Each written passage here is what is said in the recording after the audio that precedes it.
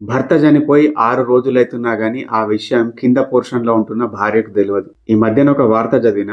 భర్తకేమో 73 సంవత్సరాలు, భార్యకేమో 63 సంవత్సరాలు. వాళ్ళిద్దరూ మాట్లాడుకోక దాదాపు 5 సంవత్సరాలైతుంది. ఇదేదో సినిమా స్టోరీ లెక్క అనిపిస్తుంది గదా! ఇద్దరు పిల్లలకు పెళ్లిళ్లయిపోయినాయి. వాళ్ళు పెళ్లిళ్లు చేసుకొని వాళ్ళ దారిన వాళ్ళెళ్ళిపోయారు. ఈ వృద్ధ జంట ఒంటరిగా ఉంటున్నారు.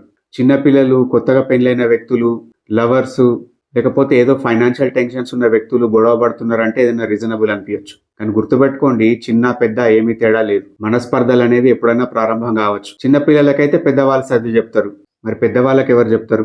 సో నేను చెప్పే విషయం ఏంటిదంటే, మీకేదైనా పొరపచ్చాలుంటే గనక ఎవరైనా స్పిరిచువల్ గురూసు, సైకాలజిస్టులు లేకుంటే మీకు తెలిసిన ఫ్రెండ్స్ వాళ్ళ మధ్యన కూర్చొని చర్చించుకొని పరిష్కరించుకోండి. కాటికి కాలు జాపిన వయసు లోపల కొడుకులు గూడా పట్టించుకుంటలేరు. కూతుర్లు పట్టించుకుంటలేరు. బ్రతుకున్నరా లేరా చూస్తలేరు. కనీసం మాత్రలు వేసుకున్నరా? భోజనం చేసిర్రా? అని పలకరించే ఓపిక, తీరిక గూడా కొడుకులకు, కూతుర్లకు ఉంటలేదు. ఒకరికొకరు చేదోడు వాదోడుగా ఉండాల్సిన ఈ సమయం లోపల గొడవలు పెంచుకొని, గ్రడ్జెస్ బెట్టుకొని ఏం సాధిద్దామనుకుంటున్నారు? గుర్తుపెట్టుకోండి, ఈ కాలం లోపల ఏదైనా అవసరం ఉంటే తప్ప ఇంకొక వ్యక్తిని పలకరించరు.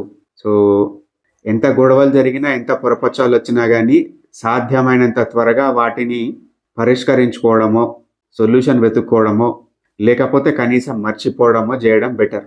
మీరేమంటారు?